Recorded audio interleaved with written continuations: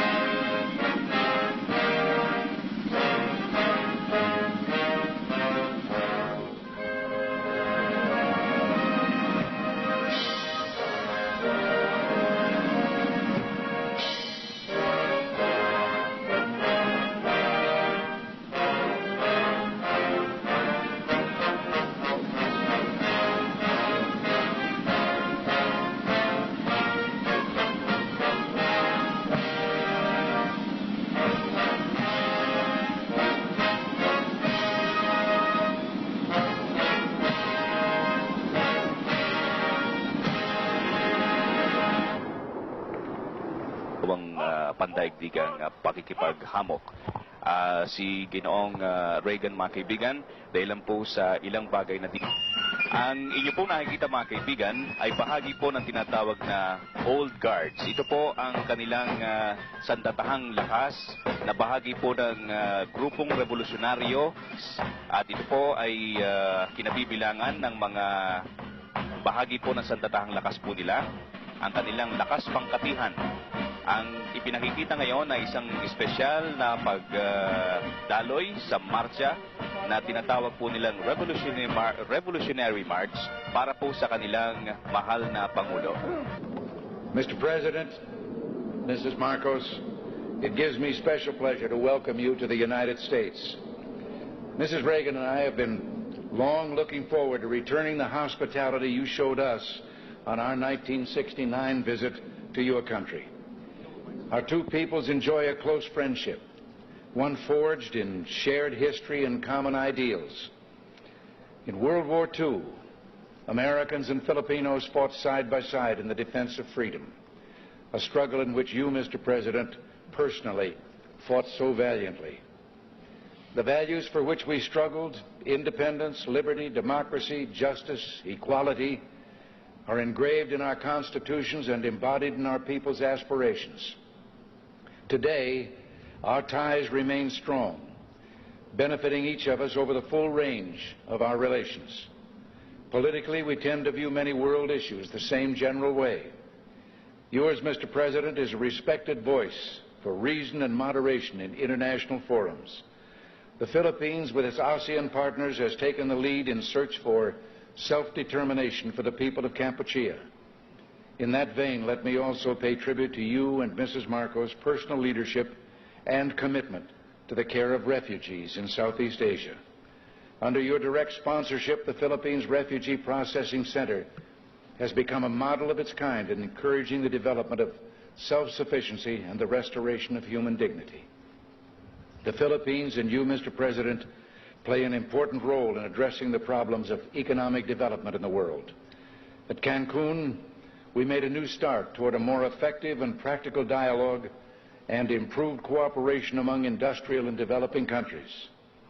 Your leadership in that area, Mr. President, is vital and widely respected. Under your leadership at home, the Philippines can boast a record of solid economic growth over the past decade, attributable in significant part to its hospitable attitude toward free enterprise and private initiative. Your country's dedication to improving the standard of living of your people is an effort in which we've been delighted to participate through bilateral and multilateral economic assistance. Your continuing interest in better nutrition has led the Philippines to achieve self-sufficiency in food grain production. You can also point with pride to the success of your rural electrification program, now bringing benefits to an increasing number of remote regions. And I find it a matter of personal satisfaction that your country and my home state of California are both pioneers in developing geothermal power to replace expensive energy imports. The United States remains the Philippines' leading trading partner, and American firms are the largest foreign investors in your country, reflecting their confidence in your progress and prospects for economic growth.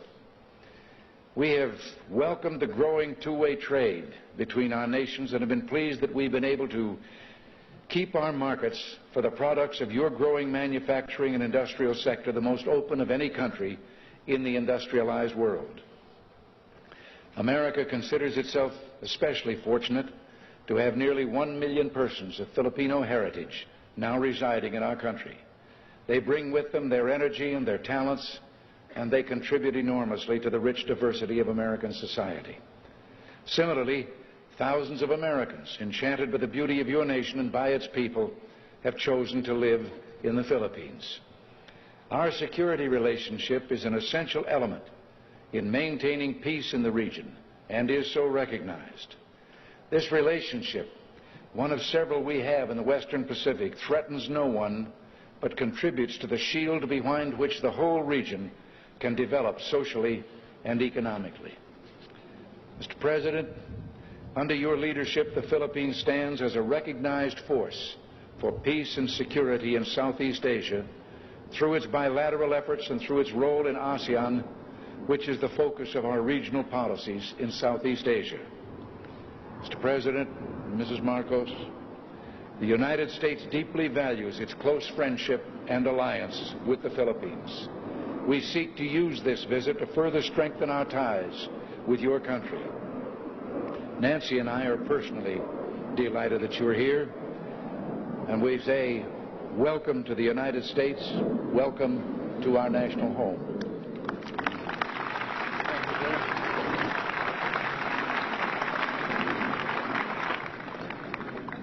Thank you very much, President Reagan. Mrs. Reagan, members of the Cabinet, distinguished guests, my friends, on behalf of the 50 million people of the Philippines, Mrs. Marcos and I express our gratitude for your warm welcome to Washington and to the United States of America. This great and beautiful city, that is one of the few cities that was built as a capital for a great nation, is indeed, as has been written, the key to knowing the secret of America. And this house of the American people, an American frontier that never vanishes.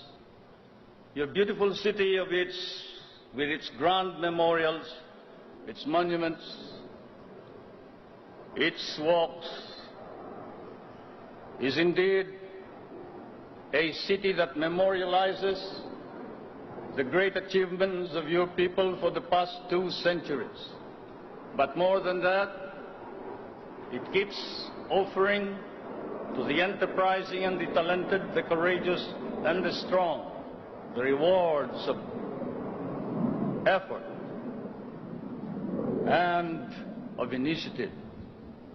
At the same time, as I stand here on American soil, I realize that I stand on what may be the center of the government of the United States of America, here where, as I have often stated, the future is being born.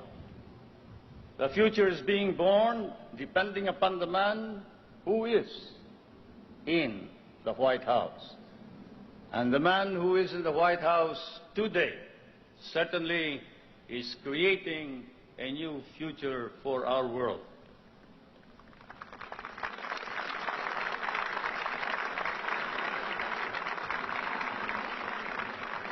For Mr. President, I come from that part of the world wherein the poorest of the world's population live. I come from that part of the world that cherishes an image of America with its ideals, its dreams, its illusions. I come from the Philippines, a part of Asia which has been molded along the principles of American democracy. We learn to love these ideals and principles, and we lost 1 million of our people fighting for them in the last war. We have always stood by these ideals.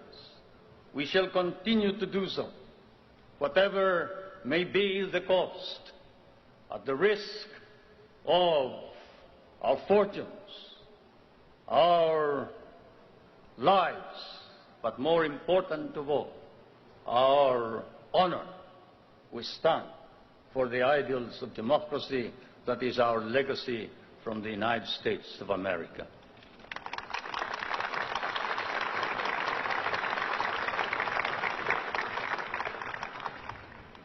I did not come to burden you further with additional problems, Mr. President. For I know that, as I have said in many a speech before my own people and before the world, fate and destiny has decreed that the United States of America be the trustee of modern civilization against the threat of a possible second dark ages. And America cannot fail.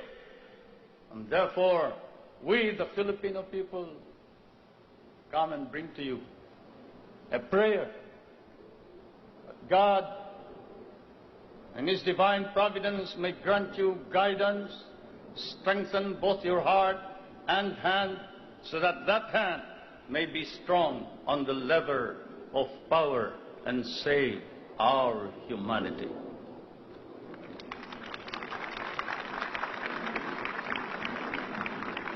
If America fails, then the world is lost. And thus, Mr. President, I can assure you that throughout all of Asia, there is nothing but a reservoir of goodwill for you, the American people, and the United States of America. Once again, may I say thank you for your warm welcome and your hospitality, which I know we will never be able to reciprocate. Thank you.